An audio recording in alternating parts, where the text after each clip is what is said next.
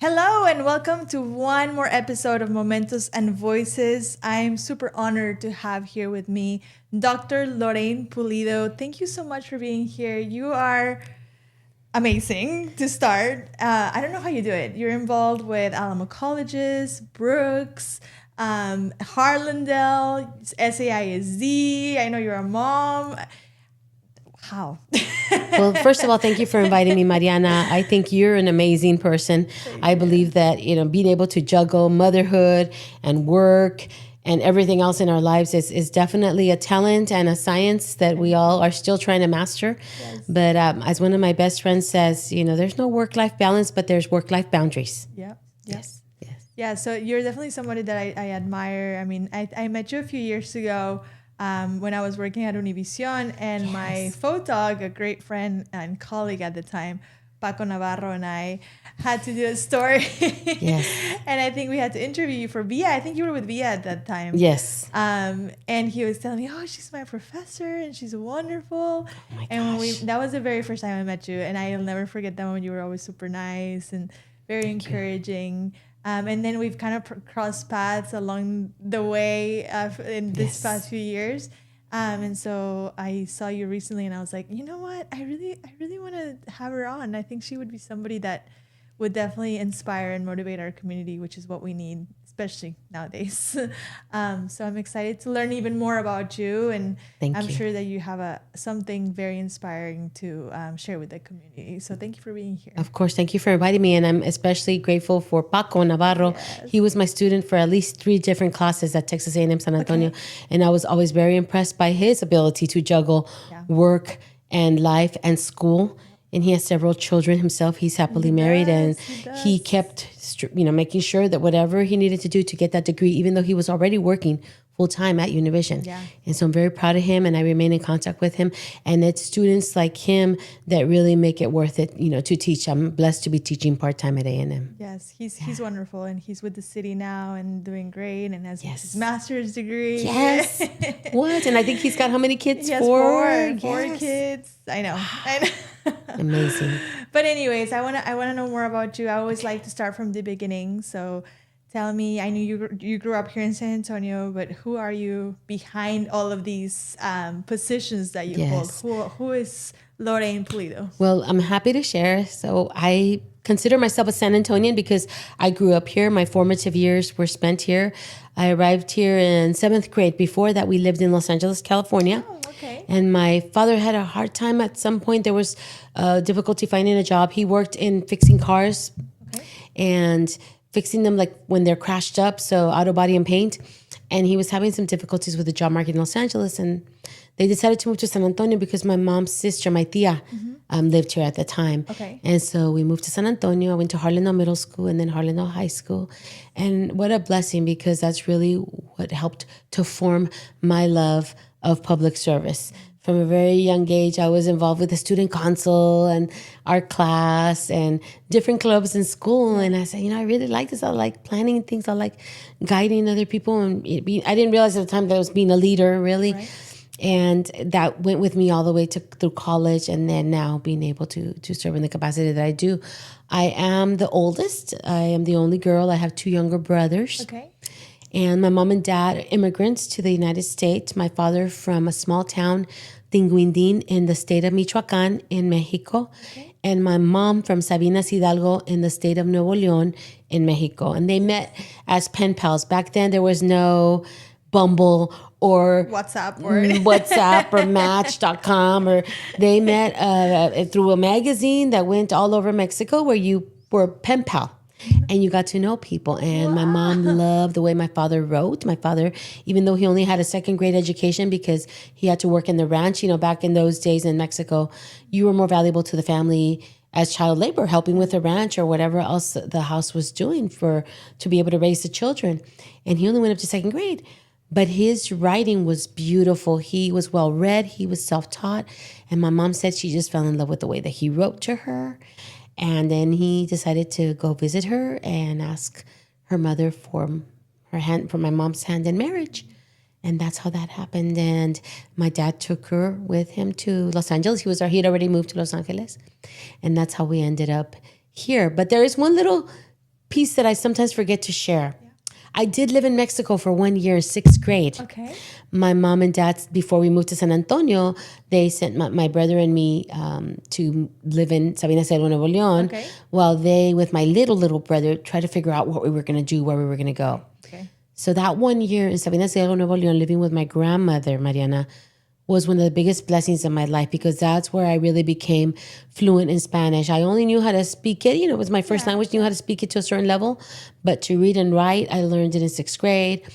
I learned about the culture in Mexico. I learned about how hard it is in certain areas of Mexico where I thought that we were poor in Los Angeles. We were nothing near poor what there was in Sabina Hidalgo, Nuevo León. Students are the ones that cleaned the classroom on Fridays. There was no custodial staff. Students wore the same clothing 2 or 3 days in a row. No one made fun of them. That's just the limited wardrobe that they had. People helped each other out. No one really went hungry because neighbors said, oh, come on, I'll eat over here. It was a whole different culture that helped me to appreciate the blessings that we have. So when we moved to San Antonio, I arrived with a lot of ganas, with a lot of passion to do even better in school. So when I started in 7th grade at Harlingen Middle School, I earned all A's. And then by the time I was 8th grade, I was in honors classes. And by the time I went to 9th grade, I was in the honors track. But I credit that 1 year of living in Sabina Hidalgo, Nuevo León with making me appreciate the blessings that I would normally not have recognized as a young child. 6th grade is such a formative year too. I mean, you're going through puberty and you're going through so many things that it's like you said, I'm sure it was a blessing that you were able to live that super important year of your life. Yes. And really make you appreciate what you had, right? Yes. And I'm sure at the time your parents were probably scared that y'all were getting separated and you were living in Mexico, but look what it turned into. So. It was a blessing, Mariana, for sure. At the time, I remember being a little scared, but now, in retrospect, I realized like what a blessing. And a lot of people that I share that with, it's like, what? Wish I'd had that opportunity because maybe I would be fluent in Spanish. And being fluent in Spanish has helped me with my career immensely, especially here in San Antonio, where, there's a large percentage of people that do have Spanish preference, the way that they receive their news or their information in any area here in San Antonio. So it's been a blessing. That's great. And so then you moved here to San Antonio, went to middle school, high school. You graduated from Harlandale High School? Yes, ma'am. I graduated from Harlandale. I was graduated 5th out of 365. Wow. Yes. And it was not always easy. I'm not sure if you know my story that I was a teen mom. No. I mean, I knew that, but please share. I was pregnant at the age of 16 and I had adult decisions to make at the age of 16. And I ended up, getting married to my boyfriend. At 16? Yes. He was 18 and a half. He was already in college, but I had met him at Harlandale. And so we were teen sweethearts. Okay. And we got married and I had my daughter the first week of my senior year at Harlandale. And I missed 2 days of school and I just went back to school and I had a lot of help. My then mother-in-law and of course my mom helped me throughout the week with babysitting my daughter while I went to school. And I remained active. I was vice president of our senior class. I was still very active with everything. You graduated 5th in your class with a newborn. Yes, a newborn. And I took her with me to college. Yes, I went to the University of Pennsylvania, which is one of 8 Ivy League universities. It's located in Philadelphia. My boyfriend was already a student there. Well, he became my husband at the time. Yes. And he was already a student there. So it was a little bit easier for me because he was a junior and I was a freshman, so he could help guide me. And we lived in married student housing. Okay. At that time, it was one of the few schools to offer married student housing, especially at an Ivy League. And so I lived in dorms where other people that lived there were either married or were parents. And so that's where I lived. I was, I think, the youngest one in that building. Most of the people there were graduate students that were parents and studying, right? Or the spouses of somebody that was, studying. Did you all have help over there so that you could go to classes? We did not have help at the beginning. We scheduled our classes at different times so that one of us could stay and babysit my daughter. My daughter was one when I started as a freshman at University of Pennsylvania. And there was no family there. All my family was in San Antonio. There was no comadres, friends. I had to make friends there. And so we had to juggle our schedules. And by the time my daughter turned 3, then we were able to put her in the daycare that they had for the professors and the staff. They had daycare for their kids. They didn't have daycare for students that were parenting. That was very unusual. So they had to make very special arrangements with me so that I could be able to qualify and be able to have my child. And did you go to the university on a scholarship, or how did you? Yes, partial scholarships, grants, student loans, financial aid. Even now, the tuition for the 8 Ivy Leagues and any other selective schools is extremely high. So I definitely had to rely a lot on scholarships and financial aid and student loans and work study grant. Okay. I worked work study jobs and I worked non-work study. And by the time I was starting my senior year in college, I was already getting separated and in the process of getting divorced. Okay. But I had such a strong support network. I helped start a Latina sorority at the University of Penn, Sigma Lambda Upsilon Señorita Latinas Unidas sorority. We were the 3rd chapter. So the first chapter was at State University of New York, Binghamton, and the second one was at State University of New York, Buffalo. And we were the 3rd chapter at University of Pennsylvania. 4 Latinas, only 4 Latinas that helped start this sorority at the University of Pennsylvania. So those were like my hermanas that helped me. And then every semester we would have new hermanas that would pledge and become, part of the sorority. And so I had a lot of support, Mariana. There's no way that I wouldn't have been able to, I would have been able to do it without the help of friends and people that cared. And I didn't share with my professors that I was a mom. I didn't want special treatment. I didn't want favoritism. I didn't want them to, because once people would find out that I was a young mom, they just treated me differently, and it could be bad, good, or indifferent, and I just didn't want that. So only a few people knew. I was very involved with a Mexican-American student group and other groups, so that I would take my daughter with me. We would be in a meeting and she would be with me. So that's how they knew that I had a daughter. But people in my classes didn't know that I had a daughter. So I did it, but thanks to all of these people that helped me. And then when I got divorced, my ex-husband moved back to San Antonio while I stayed over there and finished University of Pennsylvania and then worked for 2 years before going to graduate school. And you kept your daughter, or he took her? So I kept my daughter with me in Philadelphia for the 2 years after I graduated. And then I went to Columbia University Graduate School of Journalism because I really wanted to pursue my degree in journalism. For those 9 months that I went to Columbia University, she did return to San Antonio and stayed with her grandparents, who took very good care of her. And I, of course, kept in contact by phone and visited her on Thanksgiving and Christmas.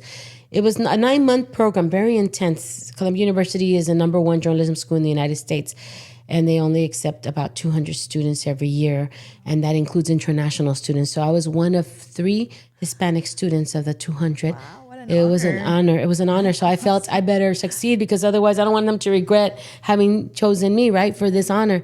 So I struggled, but it was a wonderful place to learn journalism. The city of New York, the subway system, carrying cameras, high 8 and 3/4 inch. Back then, there was all these heavy equipment you had to carry in the subway. And we would be standing along network reporters with our press pass that said Columbia. They really respected students from Columbia University. So I was there for 9 months, but I couldn't work. So I had to rely on my financial aid, on scholarships. And my parents, God bless them, even though, they themselves had a limited income, they would send me $20 a week so that I could buy food. In New York City, you can imagine how quickly that went. But I had generous roommates. I had generous floor mates that everybody would share food on the floor. So I was blessed. I give the credit to the Lord for putting all these people in my path to be able to succeed. Otherwise, I probably would have just quit and returned to San Antonio. And what did you study at UPenn? English. I majored in English and I minored in Spanish. And then you studied your master's in journalism? Yes. Okay. And then your doctorate, when did you end up doing your doctorate? After I finished my master's degree, I came back home. I really missed San Antonio. Okay. And I started working here. It was hard to find a job. A lot of people wanted you to have years of experience. I really wanted to enter broadcast journalism. Okay. And they said, well, you need to start in a smaller market, like the Valley. And normally I would have been happy to do that. But because my daughter already was 7 years old, I really couldn't just live off of cereal and ramen noodles if I was single without children, right? So I had to reassess, and it was hard to find a job. So I took whatever jobs I could, La Prensa, which was a bilingual newspaper at the time. And I started working for them for free, and then they started paying me a little gas stipend, and then they started paying me every week. Okay. I was a paid minority intern at Channel 4, minimum wage also. And then I was working for free for Telemundo. So I was doing all that around the same time, just trying to get my foot in the door. And I moved back in with my mom because I was a single mom. And it was quite a struggle. And then I got other opportunities. I worked a temporary job at KSAT. I worked at Telemundo as an associate producer for a little while. But the pay was just not doing it for me. I wanted to live on my own with my daughter. And I saw an ad that spoke about a public relations coordinator position at University Health System. And when I looked at it, Mariana, I said, wait, these are requirements that I can fulfill with my background, all the internships I'd had, my credentials, my education. So I applied for it, and they gave me a chance. So that was my first opportunity in public relations with University Health System. Okay. That's really where I learned a lot about writing, about media relations, about crisis, about event planning, about ad buys. All of that I learned thanks to that opportunity at University Health System. And my office was in University Hospital. Okay. The same hospital where I had had my daughter. Oh my gosh. As a 17-year-old. Full circle. So I would walk into that hospital and say, the Lord works in mysterious ways, Mariana, that here I am now working to promote the services of this place that served me well when I was a teen mom and gave birth to my daughter there, because I couldn't afford any other. I had to go to a place where it was based on your income to have my child. And how many years did you work for them? 2 years. Okay. And then I went to go work for the Hispanic Association of Colleges and Universities as Director of Public Affairs, which I felt like it was such an honor. Imposter syndrome. I'm like, wait, what? Yeah. How am I Director of Public Affairs for this phenomenal organization? I had been an intern for Haku as well. That had been in my background. And I shared that with them in my interview. So I'm sure that they also took that into consideration. Of course. And I worked there for a couple of years. And I heard when I was there about this new program at Oneida Lake. It was a PhD program in business and leadership studies. So that's how I ended up pursuing my PhD at Oneida Lake. A lot of support from my boss, who's still there. Dr. Antonio Flores is the president of Haku. And he supported me.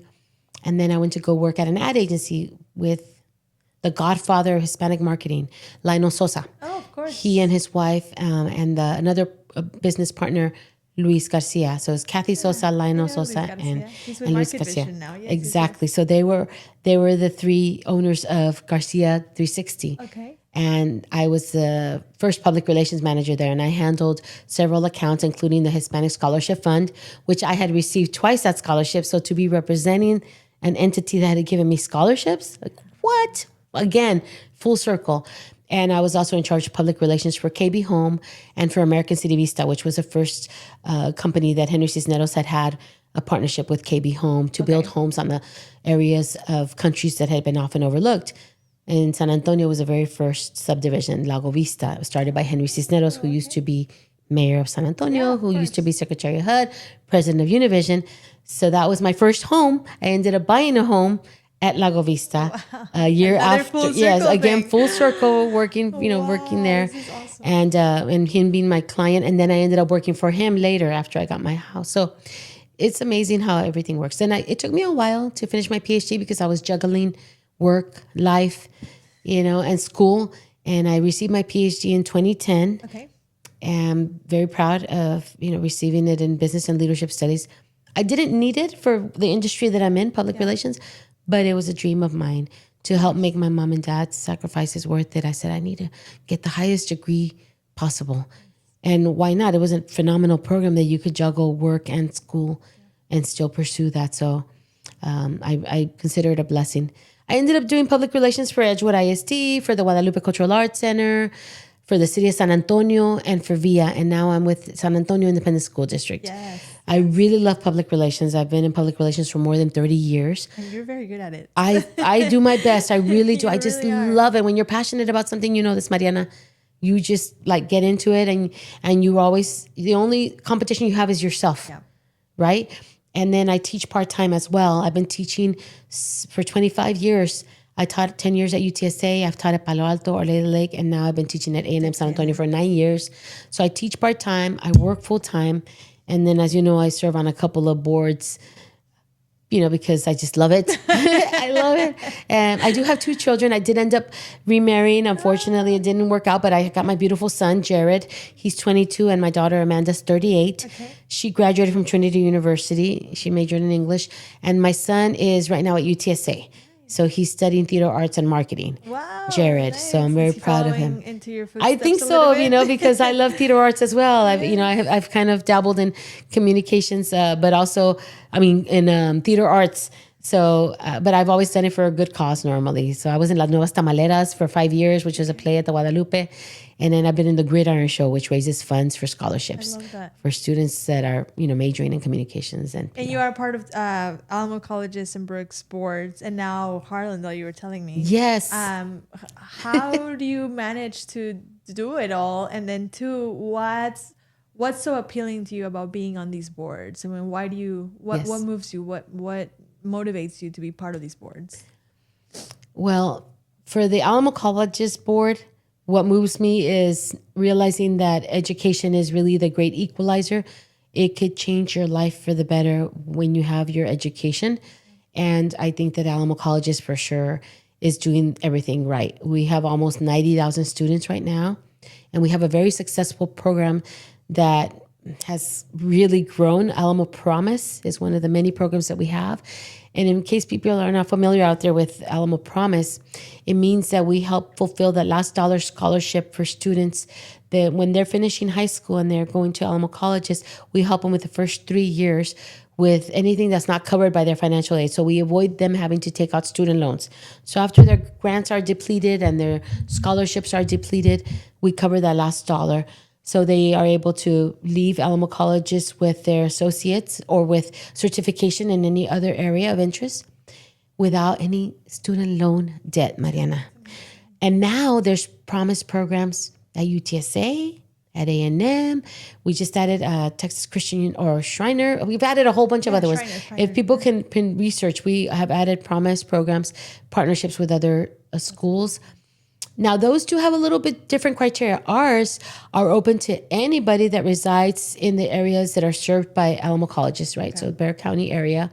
And it doesn't matter if it's a public school that your child is attending or a private school or charter school or homeschool. They qualify for Alamo Promise. They just need to sign up for it their senior year in high school and make a promise that they want to attend Alamo Colleges. And we have 5 schools. We have San Antonio College, Palo Alto, Northeast Lakeview, Northwest Vista, and St. Philip's College. So there's plenty for students to consider. And now, of course, we have our Alamo online program. So you can take classes online and in person or hybrid. There's nothing to stop anyone from taking classes. And they're not all daytime. There's evening. There's wraparound services. There's childcare. Yes, there's huge. Food pantries, clothes closets, advising, tutoring, free books. It's just, this is different from when I was growing up. When I was growing up, we didn't have anything like this at all. I visited Palo Alto College not too long ago, and I was so impressed with the fact that they have childcare on campus. Yes. And I was like, what? Yes. That's amazing. Yes. It's a game changer. It is a game changer. Yes, knowing that your kids are there and they're in a safe environment and you don't have to worry about who do I leave them with. And I want to go to school, but I can't. And it's such a game changer. And that's just one example of the amazing things that Alamo Colleges is doing. And the other thing is y'all have grown so much. You continue to grow and you continue to serve. And I think it's amazing all the work that Alamo Colleges does, for sure. Thank you very much. And we appreciate the community out there, because last year, thanks to the community, we were able to pass a bond that is really helping us. And it's a $989 million bond. Yeah. And it's definitely going to help with educating our students further and adding more programs and more resources and making sure that the future of our beloved San Antonio, is up to par. We have a lot of companies out there that want to invest in San Antonio. But one of the things that they ask is, well, do you have the workforce that we need for our company? And so that's where Alamo Colleges comes in, and all of our other universities is, are we training our students to be able to find high wage, high demand jobs? And we even added an associate's in data science and artificial intelligence. We have an associate's in cloud computing. I mean, we have to constantly make sure not only that we're keeping up, but that we're ahead of all of these jobs that 10 years ago, we didn't know they were going to be a necessity. They even existed, yeah. Yes. Yeah. And so it's important for us to always be ahead of the game so that we can provide our students what they need. Now we also have bachelor's degrees. We have 5 different bachelor's degrees as well. And we're continuing to grow that. So it's not just associates, we have bachelor's. People always are blown away when I tell them that we have bachelor's degrees now. Oh, so I said, go to our website, alamo.edu, because there's so much that you're not even aware of that we're offering for everybody from all walks of life, for any area that they're interested in studying. Please look at us first before going to some other programs out there, because some of them, you know, when you do the research, they're having you take out student loans, expensive student loans. Well, we have Alamo Promise. Check us out first before you agree to something that might not be the best option. Yeah. I love it. Yes. And then Brooks. Tell me Brooks. So Brooks, oh my gosh, what can I tell you about Brooks? Brooks I love very much as well because it is in the south side. It's more in the southeast side. Yeah. So it's more in the Harlandale area, my area where I grew up. And if you had told me back then in the 80s when I was in high school that Brooks Air Force Base would become, you know, this Brooks what is now development, I would have been like, you're crazy. And then for you to tell me that I would be part of their board and then that I would be the first female chairperson of the board, I would have said, "Estás loca, you're a crazy girl." But I was approached by then City Council member Ray Salanya for District 4, and they had an opening for the Brooks board for District 4. You're appointed by City Council for the Brooks board. And I said, are you kidding? You think I would be? Yes, you would be great because you grow up there. You still live on the south side. You grew up there. And we feel that your background, you know exactly, you know what the south side needs. And we need that voice on the board. And I said, I'm honored. Count me in. And here I am since 2017 is when I was appointed in December 2017. And I feel like even if I'm just contributing a little grain of sand, like I feel very privileged and honored that I'm helping to bring the South Side up to all these jobs, great jobs, high wage, high demand jobs, companies that are there. We have international companies that are there. We have local companies. We have franchises. We have hotels, medical facilities. We have schools there. We have Cast Imagine and Cast Med, which are part of SAISD. We have other schools there. We have Incarnate Word's medical school there. Yeah, that's right. I mean, it's just gorgeous. If people out there haven't been to Brooks lately, you're missing out. Yeah, no, we have so much going on there. And it's a huge development. Yes, I mean, I used to work at Harlandale, and yes, that was our go-to. So, you know, and there's residential, there's commercial, there's families that live there. There's green areas, there's fishing, there's events. It's just brings people together, and there's a lot more that is coming around the corner, more jobs, manufacturing. And we also have part of the bond with Alamo Colleges means that we're also going to have a special building and special program there as well coming up soon, as well as Port, which is also kind of southwest. So I am very grateful to serve on the Brooks board because I think what we do impacts not just the south side, but the entire city of San Antonio and the entire state. There's been international companies that have bypassed other states, other cities, to come to San Antonio and set their foundation at Brooks. Like, I don't know what could be a bigger testament to our success than that. Absolutely. Yeah. And then, of course, I know Harlandale, you're very involved with that. But yes. It's getting back to your roots. It's getting back to my roots. I'm very blessed to have been asked by the superintendent of Harlandale ISD to serve on a new organization that is called the Frontier Legacy Foundation. It's to raise funds for scholarships for Harlandale and McCollum students. Obviously, I always say Harlandale because that's the name of the district, but everybody, it includes McCollum, and there's a rivalry between both schools. Huge rivalry. But in order to be part of this foundation, there's no rivalries. We love both the same, and we will raise as much money as we can. And please look out on the website for the Harlandale's website to find more information on the Legacy Frontier Foundation. You know, like I mentioned, I worked at Harlandale, and I always told people, you know, Harlandale is San Antonio's best kept secret. Yes. Because it's just a wonderful place. I agree. Absolutely. Harlandale, the people that work there, superintendent is amazing. Yes. Teams, I mean, everybody under the superintendent, Mr. Soto. Yes. And then just the feeling that you get from working at Harlandale. I mean, it is just something that, like I said, it's San Antonio's best kept secret. Yes. Because it's a wonderful place. So yes, I'm so happy to hear that you're giving back to where it all started. Sure. Thank you. It's kind of like, you know, a welcome home type of thing. I've always wanted to give back somehow, right?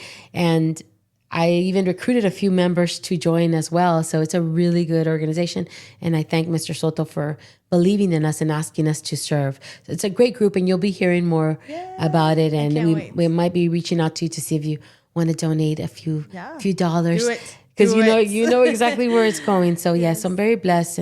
And but I'm telling you that you never want to forget all the people that helped raise you. And Harlandale absolutely helped raise me. Those teachers, I still keep in contact with some of those teachers, and there's a few that have passed away. And I've been, you know, blessed to speak at their services and at part of the eulogy to share about student feedback on those different teachers and how they impacted our lives. Teachers obviously do not receive the credit that they deserve. But the Harlandale teachers, we want to make sure, Harlandale and McCullum teachers, that we show them love. And all the teachers out there, I think we have strong alums all over the place for all the school districts, including SAISD, where I'm blessed to be director of communications there.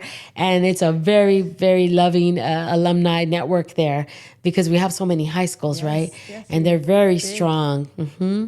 And a lot of our employees are homegrown. So a lot of the students that graduate and then pursue education, they come back to SAISD to serve either as teachers or as part of the leadership team, which I think that's a testament again that how much it impacted them to have great teachers and people that believed in them. They want to come and return that favor to all of our future generation. Yeah, that's something that I saw at Harlandale too. It was, they had gone there, they went to go get their bachelor's, their degrees, came back, were serving there, and then like their kids were going to school there, and some of their grandkids were, and it was just like, you know, this cycle, which was amazing. A great cycle for sure. Yes. So let's talk a little bit more, just kind of changing a little bit of gears. Okay. You're obviously a mother, maternity. Mm-hmm. How have you been able to juggle having two kids and then doing all of the things that we just talked about?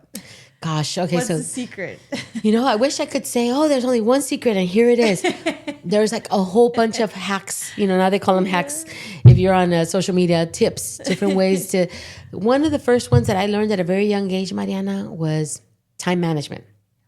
Starting at a young age, especially Harlandale Middle School, I was involved in basketball. I was involved in different clubs, and I needed to organize myself. So I told my mom, I need a little calendario, I need a little calendar, a weekly calendar. So we went to Wynn's. It's a store that used to be popular back then. And in the school supplies, I found a little calendar. And I just started plotting like, oh, I'm going to have a test that Friday. I should start studying the week before. So I would put, you know, so this is pretty sophisticated, right? For a 12-year-old, you know, muchachita. Yeah, sure. And so I was like, time management, you know, and I joined the science club and the chess club, and the teachers put me in the poetry UIL contest and in the algebra UIL contest. So I wrote down all these little notes. I went to study, and I mastered how to study on my own. There was no internet or YouTube videos to see what's the best way to learn to study. There was no classes on study skills. You know, you were on your own. Yeah. And my mom and dad, God bless them, they, you know, rest in peace. All they cared about was, you know, mija, hiciste tu tarea? Did you do your homework? They really couldn't help me. My dad went up to second grade. My mom went up to secretary school. They did the best they could to help me with algebra. They didn't have algebra. And so time management is number one. Number two is have a comadre network. Comadre network. For those people out there that don't know the word comadre, a lot of people take the word comadre to literally mean, oh, comadre is the godmother of your child, or it's the mother-in-law of your child. That's your comadre. When I lived in Mexico in sixth grade, I immediately found out that comadre is also a term of endearment for a bestie, for your fellow friend, female friend, comadre. Compadre is for male. And that has really helped me throughout my life, throughout my entire life, Mariana, is having a comadre network. Women that I could go to for help, for advice, for support, to listen or to provide guidance. Comadre network, no matter what age you are, whether you're 12 years old, whether you're 55, you need comadre network, people that love you, that accept you, where you can be unfiltered. That will help get you through virtually anything if you have a comadre network. So time management, comadre network. Faith. With me, I have faith in the Lord. And people believe in different higher beings. Whoever you believe in out there, having that faith and prayer, I think also is what helps me to keep me grounded and to be able to juggle if I feel suddenly overwhelmed is I pray. I really do in the car, when I'm taking a shower, when I'm waking up, when I'm going to sleep. Anytime is a good time for prayer, to have faith, and surround yourself also, if you can, with a faith-based group. Maybe it could be a Bible study group. For me, I am part of the Women's Acts group at St. Leonard's Catholic Church on the south side. So I have my Acts bracelet here. Fisherman's bracelet. And these Acts sisters, it's different. I have my comadre network, but then I have Acts sisters. Acts sisters is really faith-based. And so we put together these Acts retreats to help women get closer to the Lord. Some of them perhaps have kind of distanced themselves, and the pandemic didn't help matters. A lot of people left the church because of the pandemic, but never came back. And so I would say that number 1 is time management. Number 2 is comadre network. Number 3 is finding spirituality, faith, that connection. And number 4, I would say, is self-care. A lot of times we leave ourselves last, Mariana. And it's like that analogy when you are in the airplane about to take off and the flight attendant gives you the quick tutorial about to put the oxygen mask first before you put it on your child or on others. That's the same analogy that we should be following.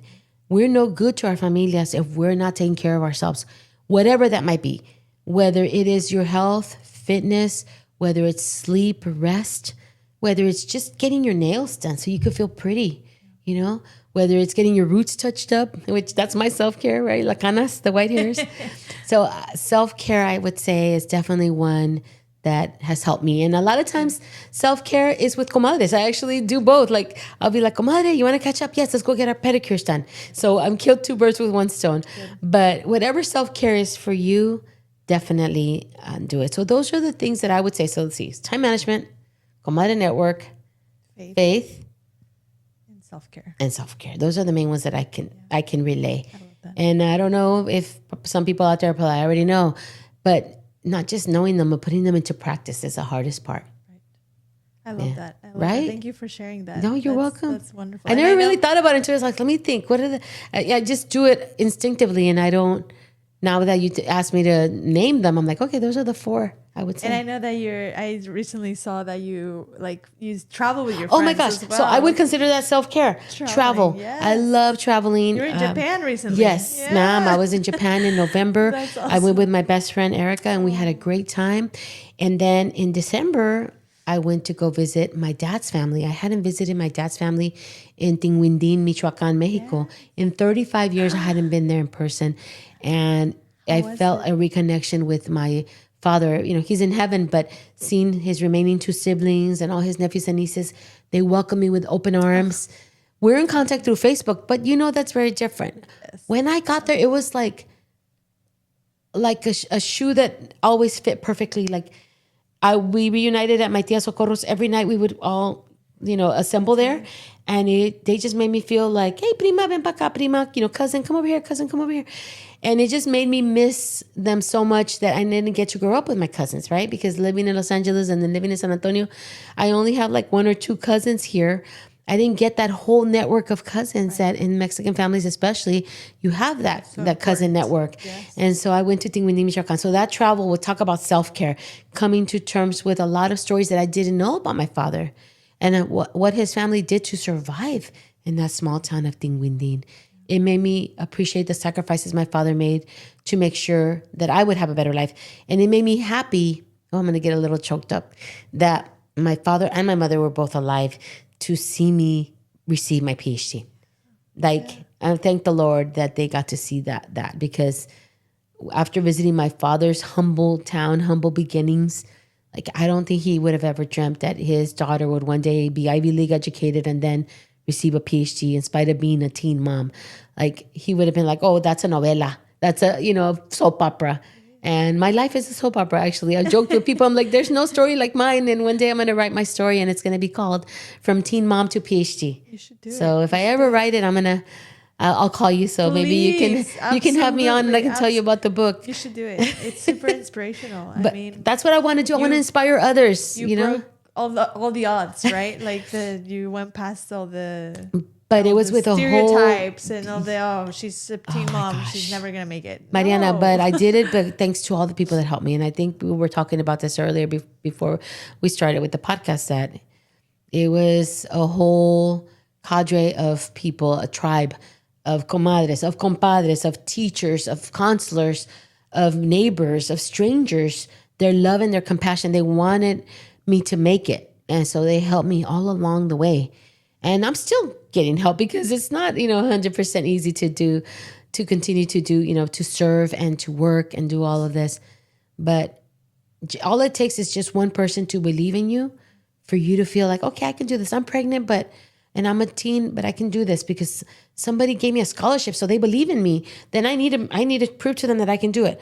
All it takes is one person, and people out there, hopefully they can be that person to believe in others and help inspire them, because you never know, you could be the one that changes the game for them. Yeah.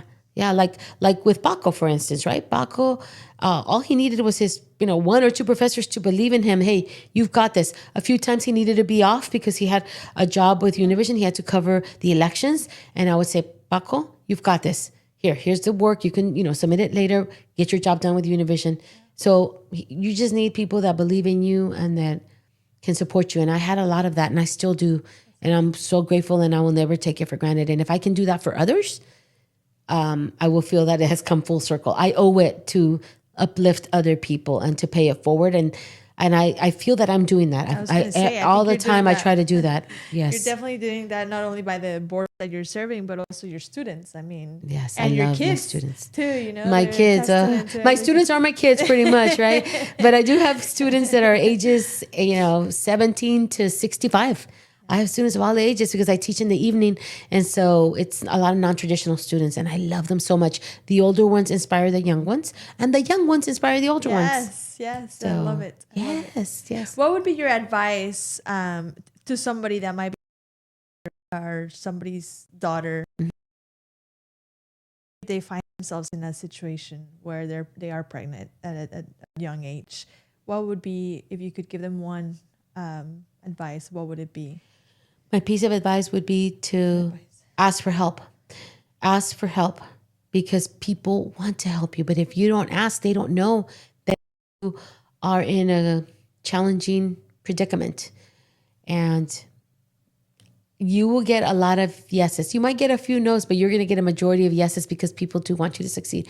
And sometimes it might not be family. It might be adopted family, your friends that want to help you. So if you are in a situation where you are pregnant at a young age, then it's important for you to talk to people, your advisor, your counselor, family, and find a way, to really push forward, because you can. And nowadays, there's way more resources than there were when I was pregnant. My daughter's 38, so I was pregnant, 38 years ago. Now, when we talk about Alamo colleges, for instance, we have childcare, and we have training for the teachers, for the professors. If you have a student that is a parenting student, it's important for you to know A, B, and C, so that we can help these parenting students get through. And some of the parenting students might be 18 years old, 17, but there's parenting students that are 25 and 30 that are working and coming back to school, and they have small children. So it's important for us to support them. And so the advice that I have for anybody in that challenge or any other challenge is ask for help, because there's so many resources that you might not be aware of. You are not alone. I promise that you are not alone. And you just need to reach out and ask for that helping hand. Thank you for that. Yes. And then the question I always like to ask in this podcast is, if you could go back in time. Oh my gosh. and talk to your younger self, little Lorraine. Yes. What would you say to that little Lorraine that grew up in the South Side and Oh my gosh. after everything you've done, after everything you've learned, after all the people that have helped you, everything you've done, what would you tell that little girl? I would say, Lorena, right? Because my birth name is Lorena, my nickname is Lorraine. I would say, Lorenita, everything is going to turn out okay. Stop trying to rush through your youth. Enjoy every minute of being young. Don't be in such a rush to grow up. That's what I would tell Lorenita. Slow down, take in every moment, and know that it's all going to be okay. That's what I would tell her. Even though I know she was necia and she still is. That's what I would tell her. Necia, she was a little stubborn and persistent, but that's what I would tell her. Yeah. Wait, but that's what makes you unique and special. And maybe if you weren't necia, that's what you would have maybe not gotten where you are. You know what? Right? That's it. Another piece of advice. Yes. Be persistent. People will tell you can't do it. Many people told me, oh, no, you have a baby now. You're going to have to, wait to go to college. And I said, what? No, I want to go to an Ivy League university. That's my plan. Well, how are you going to do it? Like, you will hear naysayers. You have to be persistent. You have to advocate for yourself and believe in yourself. And do not listen to the haters and the naysayers out there and the trolls. You need to look out for your success, for your well-being and your family's well-being.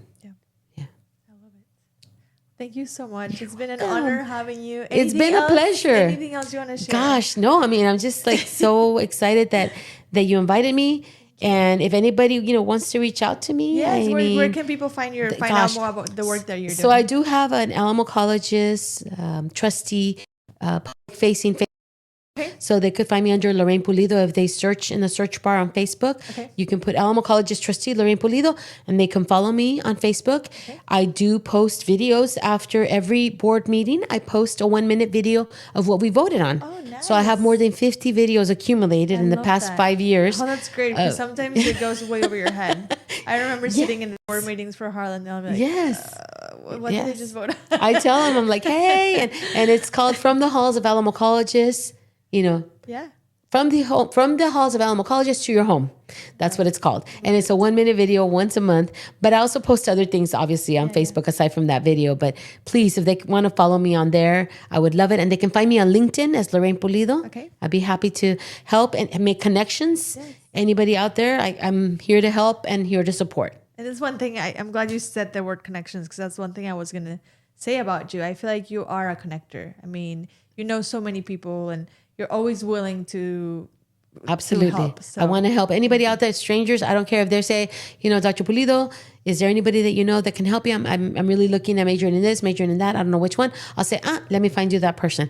So absolutely. And why? Because people help to connect me. Yeah. So there's always 1 degree of separation, because everybody out there, especially in San Antonio, everybody's a connector. You're a connector. I'm a connector. We have all of our friends are connectors. But I think it's really important to help each other out, because we wouldn't be where we are today if it hadn't been for those connectors. Yeah. Well, thank you. Thank you. And why not thank you for watching one more episode of Momentos and Voices. Don't forget to subscribe, and we'll see you next time. Bye-bye.